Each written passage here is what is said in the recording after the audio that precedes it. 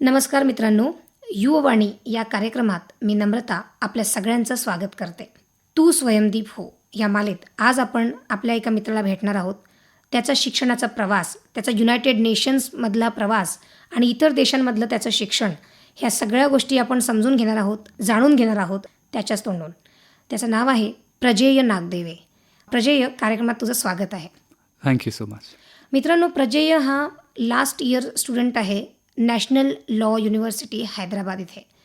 पण लॉ म्हटलं की आपल्या सगळ्यांना जे टिपिकल डोळ्यासमोर येतं की कायद्याचा अभ्यास करायचा आणि परीक्षा पास करायची, मग वकील व्हायचं. ह्या पलीकडंसुद्धा लॉमध्ये, कायद्याच्या अभ्यासामध्ये अनेक गोष्टी असतात. इंटरेस्टिंग असतं हे करिअर आणि डायनॅमिक खूप स्ट्रॉंग असतात यामध्ये.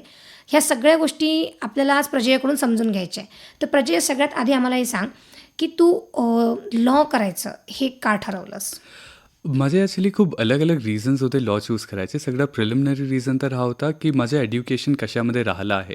जेव्हापासून मी लहान होतो तेव्हा आमच्या घरी NGO वगैरे होती, तर सिन्स द व्हेरी बिगनिंग माझा हा फोकस होता थोडासा ऑन सोशियल स्टडीज. त्याच्यानंतर जेव्हा आम्ही स्कूलिंग एड्युकेशन वगैरे पण घेत होते ते वी हॅव डिफरंट सब्जेक्ट्स. तर त्याच्यामध्ये काय सोशियल स्टडीज, अजून सिविक्स वगैरे याच्यामध्ये माझ्या आधीपासून इंटरेस्ट होता. अजून त्याच्यानंतर I was very influence by doctor Ambedkar. त्यांचे जे बुक्स अलग अलग मी लहानपणे वगैरेमध्ये वाचत होतो, माझे बाबा पण वाचत होते. तर आम्ही सगळं ते स्टार्टिंगपासून ते बुक्स वगैरे वाचून त्यांचा जो वर्क आहे त्याला फॉलो करत करत हे गेलो. अजून मग त्यांनी पण लॉ वगैरे केलं होतं. तर त्याच्यानंतर माझं इन्क्लिनेशन लहानपणापासून होता की ठीक आहे, I want to do something for the society in general. अजून law seems like a field ज्याच्यामध्ये खूप काही आपण करू शकतो. जसं तुम्ही म्हटलं की लॉ असं नाही राहत की तिथे आपण एक लीगल सर्टिफिकेट घेऊन टाकू, अजून आपण कोर्टमध्ये जाऊ, अजून आपण लॉ प्रॅक्टिस करू. ॲक्च्युली माझ्या युनिव्हर्सिटीमधून 90% लोकं कधी कोर्टमध्ये जात नाही. बरं. ते इंडियाची सेकंड बेस्ट युनिव्हर्सिटी आहे. अजून टॉप 5 युनिव्हर्सिटीज आपण बघू तर 90% स्टुडंट जात नाही. कारण कसं आहे, लॉ ॲज अ फील्ड ते खूप खूप जास्त वास्ट आहे. अगर मला कोणती पण फॉर एक्झाम्पल फॅशन डिझायनिंग फॉर्ममध्ये काम करायचं आहे तर त्यांच्या लीगल सेगमेंट राहते. अगर मला कोणी फुटबॉलरसोबत काम करायचं आहे त्याचा एजंट लॉयर राहणार आहे. बरोबर. अगर मला BCCI क्रिकेट ऑर्गनायझेशनसोबत काम करायचं आहे त्याच्या मधात चेअरमॅन होता तो लॉयर होता. अगर मला कोणती पण दुनियाची ऑर्गनायझेशनसोबत काम करायचं आहे तर लीगल फील्डमध्ये. अगर मला क्रिकेट, फुटबॉल, फॅशन डिझायनिंग कोणता पण ॲव्हेन्यू आवडते तर मी त्याच्या लीगल टीममध्ये जाऊन काम करू शकतो. मला फायनान्स आवडते तर मी BBA MBA करण्याच्या जागी मी LLB अजून MBA करू शकतो. देन आय विल हॅव की लीगल पर्स्पेक्टिव्ह पण मला येणार आहे, अजून MBA वाला पण नॉलेज राहणार आहे. Then I can become CEO कोणत्या पण कंपनीचा. तर खूप जास्त ॲव्हेन्यूज ओपन होऊन जातात. तर म्हणून हा माझा एक कॉन्शियस डिसिजन होता की ठीक आहे, माझ्या इन्क्लिनेशन आहे towards social studies, civics and all of these things. पण त्याला सोडून अगर आपण सगळं पण बघितलं की किती ॲव्हेन्यूज ओपन होऊन जातात आपल्यासाठी, तर लॉ असं फील्ड खूप सारे लोकांना माहीत पण नाही की किती जास्त नाही, म्हणजे मीच तुझ्या तोंडून पहिल्यांदा ऐकतेय की तुझ्या विद्यापीठात नॅशनल लॉ युनिव्हर्सिटी ही आपली दुसऱ्या नंबरची सर्वोत्कृष्ट विद्यापीठ आहे आपल्या भारतातलं. राईट. तर त्या विद्यापीठातले 80% लोक ही कोर्टात प्रॅक्टिस करत नाही, कधी नाही. उलट ते कॉर्पोरेट क्षेत्रात जातात, Exactly. वेगवेगळ्या क्षेत्रामध्ये. Exactly. तर ही जी गोष्ट आहे, म्हणून तर म्हटलं की डायनामिक्स खूपच वेगळं आहे याचं. तर जे जनरल रुटीनमध्ये आपल्याला माहीत नाही, कळत नाही. तू म्हणालास की तुझ्या घरी आधीपासून NGO होते. तू मूळचा कुठला आहेस? गोंदिया. तू मूळचा गोंदियाचा. तुमचे NGOज कशाच्या संदर्भात तुझा NGO होता आणि काय काम करायचे तुम्ही? राईट. NGOचं नाव होतं BSS विच इज बुद्धिस्ट समाज संघ. तर तो नावाने असं वाटतं की रिलिजियस होता, बट म्हणजे हा एकदम प्रायमरीली रिलिजियस ऑर्गनायझेशन नव्हता. त्याच्यामध्ये आम्ही काय करत होतो, आम्ही अलग अलग काम करत होतो. जसं हेल्थ केअर कॅम्प वगैरे ते सेटअप करायचे आहे. जसं स्टुडंट्सला समर वेकेशनमध्ये एज्युकेशन वगैरे द्यायचे, त्याच्या कॅम्प सेटअप करायचे आहे. जसं संडे असेंब्लीज वगैरे घ्यायचे, त्याच्या कॅम्प वगैरे दर संडेला सेटअप करायचे. तर हे सगळं कामं वगैरे करत होते. तर ते माझ्या पप्पांनी आय थिंक 2007-2009 या दरम्यानी चालू केलं होतं, जेव्हा मी खूप लहान होतो. मी 7-8 वर्षाचा होतो, पण मी हमेशा असं जात होतो, बघत होतो. अजून मग त्याच्यानी इन्फ्लुएन्स वगैरे आला. हो, माझे वडील ॲक्च्युली आता करंटली जॉईंट डिरेक्टर आहेत डायरेक्टरेट टेक्निकल एज्युकेशनमध्ये औरंगाबाद डिस्ट्रिक्टचे. आम्ही याच्या आधी करीब 6 वर्ष मुंबईला होतो, जिथे ते डेप्युटी सेक्रेटरी होते MSBTEचे. तर गेल्या ऑलमोस्ट अबाउट 16-18 मंथ्स, 16-18 महिन्यापासून आम्ही मग औरंगाबादमध्ये राहतो, बदली झाली की. बरं, म्हणजे तुझ्या वडिलांच्या बदल्यांमुळं तू वेगवेगळ्या शहरामध्ये राहतोयस. तर मग आता तुला औरंगाबाद कसं वाटलं? औरंगाबाद छान वाटते कारण मी आपला 11th औरंगाबादमधून केलं होतं. मी 10 महिने औरंगाबादमध्ये होतो. अजून माझे जे सगळ्यात छान मित्रामधून एक आहे तो फ्रेंड सर्कल सगळ्यात छान औरंगाबादवरून आहे. म्हणून मला असं नाही वाटलं की कोणत्या नवीन जागी आलो आहोत. हमेशापासून फॅमिलियर होतं औरंगाबाद म्हणून छान वाटते इथे. बरं. प्रजेय, आता तू तर हे सांगितलंय की डायनामिक्स लॉ क्षेत्रातलं खूप वेगळं असतं कायद्याच्या क्षेत्रातलं. राईट. तर आता तू जेव्हा फर्स्ट इयरला ॲडमिशन घेतली, तर नॉर्मल कॉमन पेक्षा वेगळं काय होतं फर्स्ट इयरमध्ये? फर्स्ट इयरमध्ये जनरली अगर अकॅडमिक्सच्या आपण बोलणं वगैरे हे ते केलं तर आम्हाला खूप सारे अलग अलग चीजे शिकवतात ज्याच्यामधून काही टॉपिक्स आहे लीगल मेथड्स वगैरे जे अलग कोर्सेस वगैरे आहेत अजून काही अलग अलग कोर्सेस होते पण बेसिक इन्क्लिनेशन काय राहते लॉच्या ते तुम्हाला हे नाही शिकवत की लॉ काय आहे अजून तुम्ही फॉलो कसं कराल ते तुम्हाला तुमचे जे होरायझन्स आहेत की तुम्ही विचार कसं करता त्याला ब्रॉडन करण्याचा ट्राय करते की लॉ आहे हा तुम्हाला बघायचे नाही हा लॉ असं का आहे ते तुम्हाला बघायचं तुम्हाला चॅलेंज करता आलं पाहिजे की हा आहे तर आम्ही फक्त एक्सेप्ट नाही करू की हा लिहिलेला आहे म्हणून हा करेक्ट आहे आम्ही त्याच्याबद्दल 10 अलग अलग ॲव्हेन्यूज 10 अलग अलग टाईपने आम्ही ॲनालिसिस करणार आहोत त्याचा अजून मग आम्ही पूर्ण आपला जो वेगवेगळा दृष्टिकोन आपल्याला यायला पाहिजे तो त्याच्याबद्दल त्यांच्या फर्स्ट इयरमध्ये खूप जास्त इन्क्लिनेशन राहते जो मला लागलं एकदम जास्त युनिक आहे ज्या समाजात आम्ही राहतो अजून ज्या घरी आमच्या संगोपन होते ते आपल्याला एक पर्स्पेक्टिव्ह देते पण आपण जेव्हा मोठ्या वर्ल्ड वगैरेमध्ये जातो तेव्हा आपल्याला माहीत चालते की आपला फक्त एक पर्स्पेक्टिव्ह नाही राहत एकाच गोष्टीला आपल्याला बघायसाठी वेगवेगळे दृष्टी असू शकते वेगवेगळे समज असू शकते अजून अलग अलग तरीकेने लोक इंटरप्रेट करतात कोणते पण चीजला आपण याच्यामध्ये जेव्हा आपण एकच इंटरप्रिटेशन घेऊन चालतो तर आपल्याला लागते की एकच गोष्ट बरोबर आहे पण जेव्हा आपण रिअल लाईफमध्ये जातो तेव्हा आपल्याला माहीत चालते की हमेशा एकच गोष्ट करेक्ट नाही राहत अलग अलग इंटरप्रिटेशन एका टाईममध्ये करेक्ट राहू शकतात बरोबर. अजून तो जो ब्रॉड होरायझन आपल्याला भेटते तो मला फर्स्ट इयर ऑफ लिगल एज्युकेशनने भेटला आहे टू एक्सेप्ट की मला एक्सेप्ट करता यायला पाहिजे की दुसऱ्यांच्या पर्स्पेक्टिव्ह काय दुसऱ्यांच्या इंटरप्रिटेशन काय अजून त्याला मी व्हॅलिडली एक्सेप्ट करता यायला पाहिजे तो फर्स्ट इयर लिगल एज्युकेशनने शिकवलं अजून एक महत्त्वाची गोष्ट होती जी लॉ स्कूलमध्ये आम्हाला करायला भेटली आम्हाला जनरली फर्स्ट इयरमध्ये कोणते पण एन जी ओमध्ये कंपल्सरी आम्हाला काम करावं लागते ते म्हणून आहे की आपल्याला सगळं ॲव्हेन्यूज सगळे आपल्याला माहीत पाहिजे की काय काय डिफरंट ॲव्हेन्यूज आहेत अजून आपण दुसरे कोणकोणते याच्यामध्ये काम करू शकतो जसं लॉ स्टडीजमध्ये मी आधी सांगितलं की आपण कोणते पण स्पोर्ट्स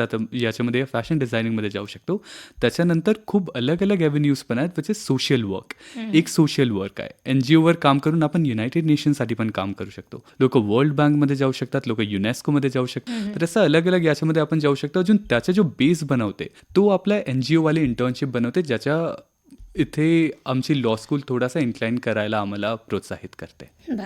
तर तुझ्या 5 वर्षाच्या कोर्समध्ये पहिल्या वर्षी तुला कंपल्सरी इंटर्नशिप असते जी तुम्हाला कंपल्सरी एन जी ओमध्येच करावी लागते.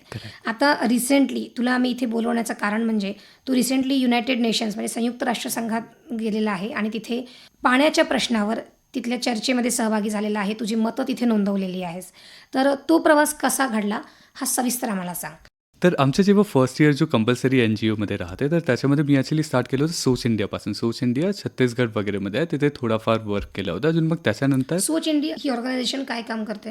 सोच इंडिया म्हणजे अलग ते पण हेल्थ केअर वगैरे सेक्टरमध्ये काम करते तर ते गरीब लोकांच्या आरोग्यासाठी काम करते म्हणजे आमचे एक रिलेटिव्ह आहेत त्यांची स्वतःची ऑर्गनायझेशन आहे तर त्याच्यामध्ये आय स्टार्टेड वर्किंग की मला असं लागलं की ठीक आहे तिथून आपल्याला काही शिकायला भेटेल कारण मी फक्त 17 वर्षाचा होतो तेव्हा 17-18 त्याच्यानंतर मी इकोनिक्स फाउंडेशनच्या याच्यामध्ये आलो अजून इकोनिक्स फाउंडेशनमध्ये मी जेव्हा काम करणं चालू केलं त्यांनी मग मला युथ प्रेसिडेंट वगैरे बनवलं ऑर्गनायझेशनच्या अजून इकोनीड फाउंडेशन इकोनिक्स ही काय संघटना आहे? ही इकोनिक्स फाउंडेशन म्हणजे इको रेव्होल्युशन वगैरे जे आहे अलग अलग ॲव्हेन्यूजमध्ये काम करते एक आहे की आपल्याला इको रेव्होल्युशन आणायचं आहे इंडियामध्ये म्हणजे आपल्याला पर्यावरण बदलाव अजून हा याच्यासाठी खूप इनोव्हेटिव्ह याच्याने काम करायचे आहे म्हणजे इंडियाचा जो फर्स्ट स्मार्ट विलेज होता सेल्फ सस्टेनिंग स्मार्ट विलेज जो धनोरामध्ये होता राजस्थानमध्ये तो इकोनिक्स फाउंडेशननी सेटअप केला अच्छा म्हणजे भारतामध्ये जो सेल्फ सस्टेनिंग पहिलं जे त्याचं खेडं होतं ते इकोनीड फाउंडेशनने केलेलं आहे. एक्झॅक्टली. अच्छा. अजून मग त्याच्यानंतर की वॉटर वेस्ट मॅनेजमेंट अजून अलग अलग वॉटर रिलेटेड टेक्नॉलॉजीज जे आहे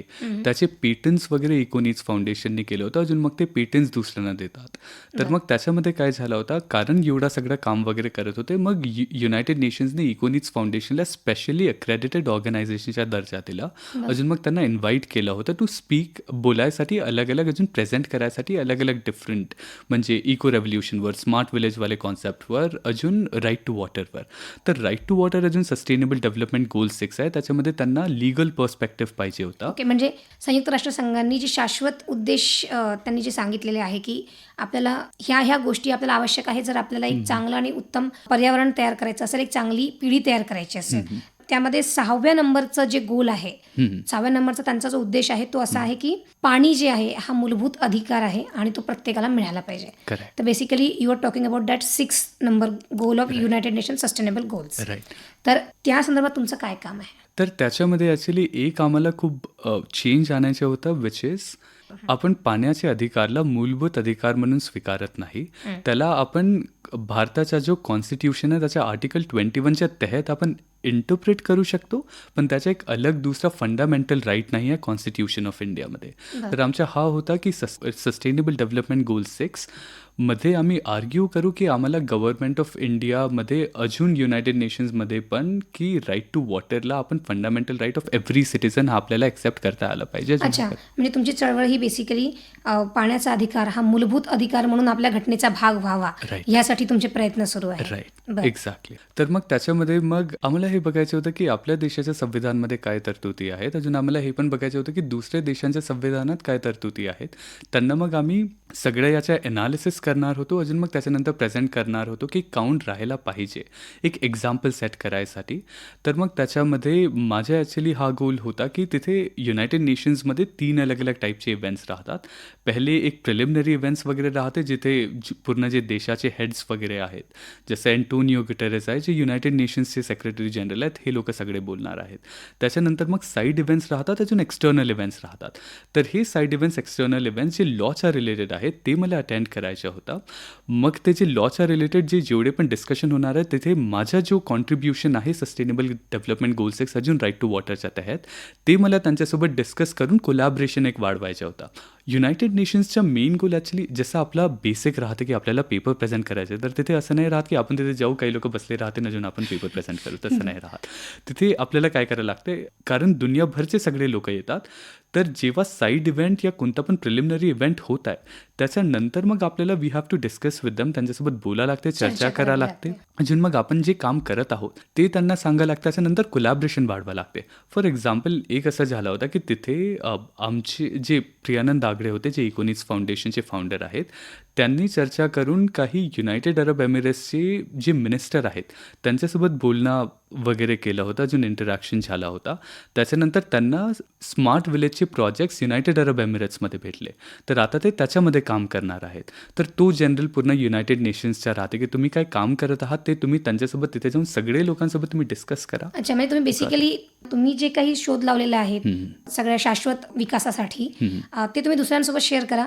राईट, त्यांचं तुम्ही घ्या, तुमचं त्यांना द्या Exactly. आणि एक सुंदर जग बनवा. एक्झॅक्टली.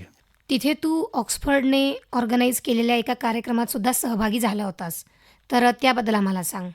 तिथे एक साईड इव्हेंट होता जे ऑक्सफर्ड युनिव्हर्सिटी अजून एक दुसऱ्या ऑर्गनायझेशननी आयोजित केला होता. तर ऑक्सफर्ड युनिव्हर्सिटीनी अजून एक दुसरी ऑर्गनायझेशन होती, इंटरनॅशनल ऑर्गनायझेशन US बेस्ड, त्यांच्यासोबत कोलॅबरेशन केलं होतं. हे करताना की पाणीचा अधिकार का मूलभूत अधिकार ना असावा, म्हणजे पाण्याचा अधिकार हा मूलभूत अधिकार असू नये, असून नाही त्याच्या जागी त्याला आपण राईट टू लाईफवाला जो अधिकार आहे त्याच्यामध्येच आपल्याला बघायला पाहिजे. तो का, कारण पाणीचा अधिकार अगर आपण मूलभूत अधिकार अगर त्याला आपण बनवला तर आपण खूप सारे असं देशांमध्ये बघितलं हो की तो बरोबर फॉलो होत नाही. म्हणून याला बनवण्याच्या मागे आपण खूप जी मेहनत करतो ते मेहनत आपल्याला रिडिरेक्ट करायला पाहिजे की दुसऱ्या जागी आपल्याला करायला पाहिजे.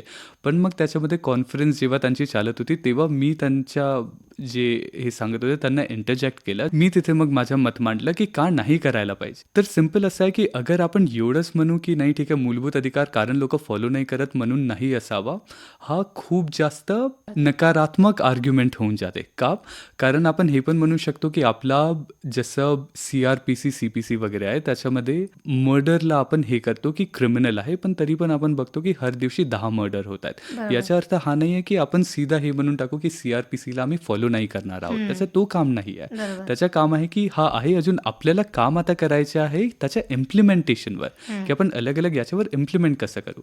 तर मग त्याचे जे ऑक्सफर्ड युनिव्हर्सिटीचे प्रोफेसर होते ते पण इम्प्रेस झाले होते की हे आर्ग्युमेंट्स वगैरे आहेत. मग त्याच्यानंतर मग आम्ही बोलणं वगैरे केला.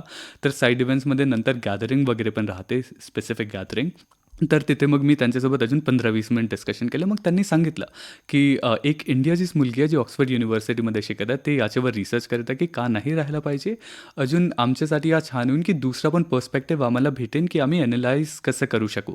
म्हणून तुम्ही अगर यायचे आहे ऑक्सफर्ड युनिव्हर्सिटीमध्ये या स्पेसिफिक रिसर्चसाठी, तर आम्ही वेलकम करू हे म्हणजे करण्यामध्ये. तिथे जी मीटिंग झाली त्यांनी तुला, त्या ऑर्गनायझरनी तुला बेसिकली आमंत्रण दिले की तू ऑक्सफर्डमध्ये ये आणि राईट टू वॉटर म्हणजे पाण्याचा अधिकार यावर तू तिथे रिसर्च कर. राईट. वा, तर मग तू ह्या ऑपॉर्च्युनिटीचं पुढे काय करणार आहेस? ॲक्च्युली मला जायचं होतं या मे अजून जूनमध्ये, पण माझे ऑलरेडी दुसरे इंटर्नशिप होते. जसं एक इटालियन फर्म होती तिथे इंटर्नशिप होती जे कॅन्सल झाली. पण मग त्याच्यानंतर एक ऑस्ट्रेलिया बेस्ड लॉ फर्म आहे जिथे मी आता काम करत आहोत. तर तू आता ऑनलाईन काम करतोय, तर आता मी ऑनलाईन काम करत म्हणजे आहोत. तू युनायटेड नेशन्समध्ये गेलाय, तू एका इंटरनॅशनल ऑर्गनायझेशनसोबत ऑलरेडी इंटर्नशिप केलेली आहे, तू आता ऑस्ट्रेलियाच्या फर्मसोबत आता इंटर्नशिप करतोय आणि होपफुली काही दिवसात तू ऑक्सफर्डला पण जाशील. हो. हां, तर म्हणजे तू एका युनिव्हर्सिटीचा विद्यार्थी बनून सगळ्या जगभरातलं एज्युकेशन घेतोय. हो. तर ही खरंच म्हणजे डायनामिक्स फार सुंदर आहेत हे खरं म्हटलं तर. तोच लॉ फील्ड तुम्हाला हे ॲव्हेन्यू प्रोव्हाइड करते, की तुम्ही हे सगळं करू शकता. अजून जनरली माझ्या मते हर एक फील्ड आपल्याला हे ॲव्हेन्यू प्रोव्हाइड वगैरे करते. आपल्याला फक्त बघता आलं पाहिजे, की मी काय काय करू शकतो. सो इंजिनिअरिंग फील्डमध्ये पण खूप सारे, जसं माझा लहान भाऊ आहे तो पण इंजिनिअरिंग करत आहे. पण त्याच्यामध्ये आपण जे बघतो, की त्याच्या मित्रांना पण मी बघतो, त्याला पण बघतो. खूप सारे लोक असे राहतात जे कन्फाईन्ड राहतात, की अगर मी मेकॅनिकल इंजिनिअरिंग करत आहो तर फक्त मी मेकॅनिकल इंजिनिअरिंग करणार आहो.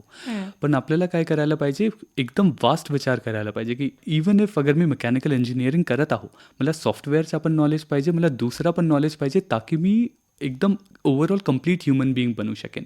अजून हा अगर जेव्हा आपण आपला जो शिक्षण करत आहोत त्याच्या बाहेर अगर आपण जेव्हा विचार करणं चालू केले, तेव्हा हर फील्डमध्ये आपण डायनामिक बनू शकतो. बरोबर.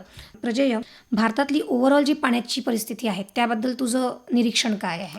तेवढी जास्त छान नाही आहे. खूप जास्त खराब आहे. अगर आपण खूप सारे खेडे वगैरे बघितलं आपण, तर तिथे पाणी खूप सारे जागी तर पाणी भेटत नाही. अजून जे पण पाणी भेटते ते प्युरिफाईड पाणी मिळत नाही. तर खूप सारे जागी दिक्कत आहे. अगर आपण पाण्याचा अधिकार खूप सारे लोकांना मिळत नाही. हा अजून फक्त नॉर्थ गुजरात या राजस्थानचा केस नाही आहे. अगर आपण महाराष्ट्रामध्ये पण खूप सारे गाव बघितलं, तर अगर नदी पण बाजूमध्ये राहणार आहे तरी पण आपण नदी पिण्याच्या पाणीसाठी नाही, आपल्याला प्युरिफायर लागेल, अजून खूप सारे अलग अलग चीजे लागेल. तिथेच जेव्हा आपण सेल्फ सस्टेनिंग स्मार्ट विलेज म्हणतो तर तो तसंच राहते, की आपल्याला इक्विपमेंट्स असे पाहिजे ज्याच्यामध्ये आपण एकदम कमी इन्व्हेस्टमेंट करून आपल्याला प्युरिफाईड पाणी पिण्यालायक भेटायला पाहिजे. तर त्याच्यामध्येच म्हणून माझं हा मत आहे, की तेवढं जास्त छान सिच्युएशन आहे नाही, पण आपण खूप जास्त छान करू शकतो.